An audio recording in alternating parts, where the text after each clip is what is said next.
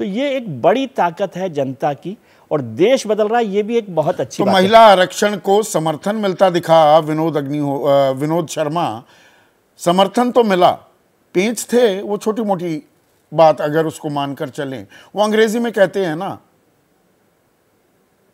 कि women reservation, is it an idea that time has come, अब वक्त आ गया है और ये अब पीछे नहीं जाएगा, या अभी भी ये दूर की कौड़ी है, बावजूद इसके कि 3/4 जनता इसका समर्थन करती दिख रही है?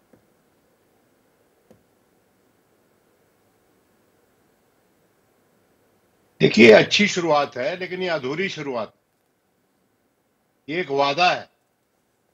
मुझे कोई अन्यथा ना ले, ये कुछ उस तरह ही है, अन्यथा मत लीजिएगा मुझको, कुछ उस तरह ही है कि किसी एक महिला का शूटर जो उससे ब्याह करना चाहता है, वो कहता है कि 5 बरस की कोर्टशिप के बाद शादी करूंगा। अब बात यह है कि ये आज के दिन बिल लाने का तात्पर्य क्या था? आज के दिन बिल लाने का तात्पर्य यह था कि कोई हर पॉलिटिकल पार्टी जिन्होंने समर्थन किया और जो लाई है, वो महिलाओं के साथ खड़ी हुई नजर आना चाहती है। महिलाएं हमारे देश में आज के दिन एक बड़ी पॉलिटिकल फोर्स बन के उभरी हैं। वो घर से निकलकर वोट डालती है भारी मात्रा में। तो हर किसी को ये समझ में आ गया है कि ये एक बड़ी कॉन्स्टिट्यूएंसी है जिसको लुभाए बिना सफल राजनीति इस देश में नहीं की जा सकती। तो उस लिहाज से जमाना बदल चुका है। और इसमें जो 96 में एक छोटी सी चीज और जोड़ दूं, पिछले कुछ सालों में हम देखें महिला वोटर्स पुरुष वोटरों के मुकाबले ज्यादा हिस्सेदारी करती दिख रही हैं, और कई राज्यों में तो 51 जो कुल मिलाकर चुनाव हुए 2014 से अब तक, 37 राज्यों में महिलाओं की हिस्सेदारी ज्यादा थी पुरुषों से, कई जगह 5 से 7% तक। इसमें उत्तर प्रदेश और बिहार जैसे राज्य भी हैं।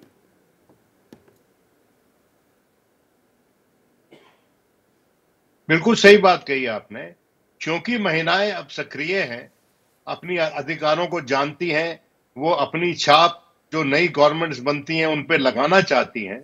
और दूसरी बात, जो अफर्मेटिव एक्शन, जो स्पेशल स्कीम्स चल रही हैं, जिसको कि भारतीय जनता पार्टी लाभार्थी जात बोलती है, उसमें बड़ा तबका जो है महिलाओं का है। खासकर वो महिलाएं जो गरीब महिलाएं हैं, जिनको सरकार की तरफ से मदद पहुंच रही है, भले ही वो अनाज के रूप में हो, भले ही वो कुकिंग गैस के रूप में हो। और वो समस्त भारत में हर तरह की सरकारें, भले ही वो राजस्थान की सरकार हो, कर्नाटक की सरकार हो, ममता जी की सरकार हो, नवीन बाबू की सरकार हो, हर तरफ ये एक कोशिश है कि हाथ बढ़ाया जाए महिलाओं की तरफ। लेकिन सवाल यह है आज के दिन कि क्या इस बिल को इतनी स्पेशल सेशन में लाने की कोशिश क्यों हुई, लाया क्यों गया स्पेशल सेशन में? तो विंटर सेशन में भी आ सकता था। सिर्फ इसलिए कि headline management Bharatiya Janata party करना चाहती थी। वो ये दिखाना चाहती थी कि ये बिल लाने में पहल उन्होंने की है। हालांकि ये सबका साझा बिल है, इस देश का बिल है, इस देश की महिलाओं का बिल है, हर पार्टी ने समर्थन किया है। और जो सवाल उठाए विपक्ष ने कि ओबीसी में सब कोटा होना चाहिए, उसका जवाब ना तो अमित शाह जी ने दिया, ना किसी और प्रमुख नेता ने, और जो ये सवाल बेंचेस की तरफ से बोल रहा था विनोद शर्मा, इस मुद्दे पे विनोद ये सवाल हमने जनता से पूछा, और सवाल था क्या ओबीसी वर्ग की महिलाओं के लिए भी महिला आरक्षण बिल में कोटा होना चाहिए था? और 52% लोग, अब यहां पर बहुमत से ऊपर ज्यादा लोग ये कह रहे हैं कि हां भाई कोटा तो होना चाहिए था। नहीं कहने वाले सिर्फ 30% हैं, 18% राय नहीं बना पाए।